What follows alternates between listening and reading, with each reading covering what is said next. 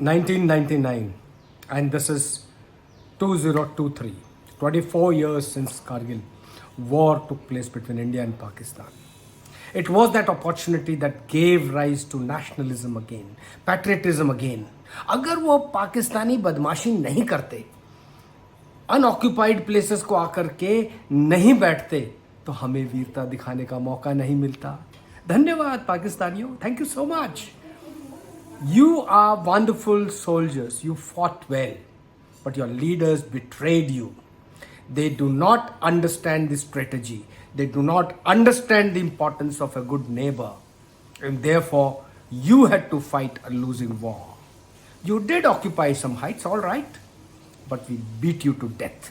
We beat you to a shameful, shameful defeat.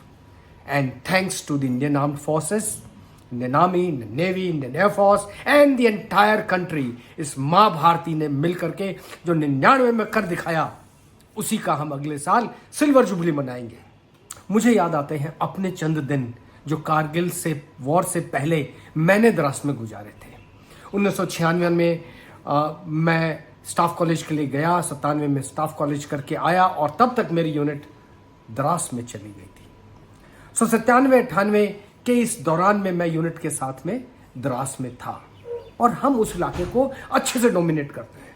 मुझे याद है 2IC के तौर पर मैं उस सारे इलाकों में घूमा, हम अपनी पेट्रोल्स लेकर गया, अपने साथियों के साथ गया और हमने वहाँ से 1971 के, 1947, 48 के बहुत सारे पुराने शेल्स हम लेकर आए, पुरानी एंटी पर्सनल माइंस हम वहाँ से लेकर के आए और हमने जब अपने इलाकों में दिखाया तो सभी को मालूम था कि ये लड़ाई आज की नहीं है. तब से पाकिस्तानी हमारे खिलाफ जंग करने में लगे हुए हैं.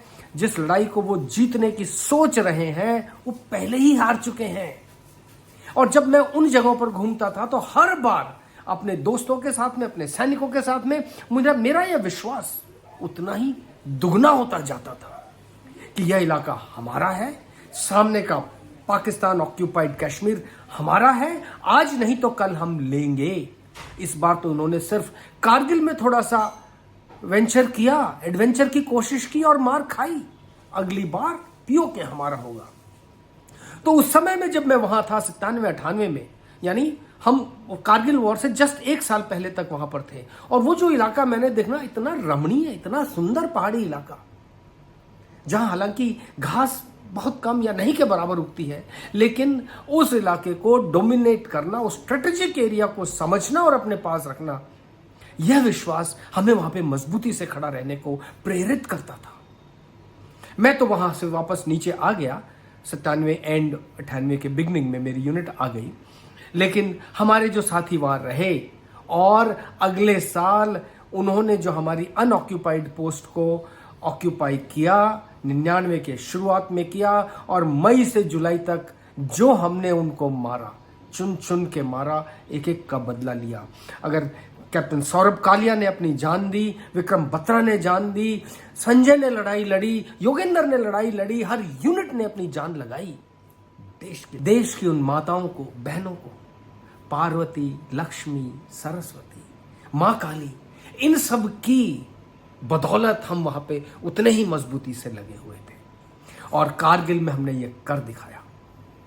वह इलाका बहुत लंबा चौड़ा फैला हुआ था, दुश्मन ने कोशिश की, मार खाई, आप सभी जानते हैं.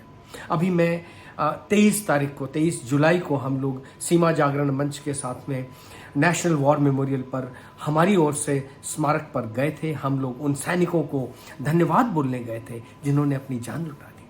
और वो मौका था जबकि मैं खुद जनरल वाई.के. जोशी को सुन पाया.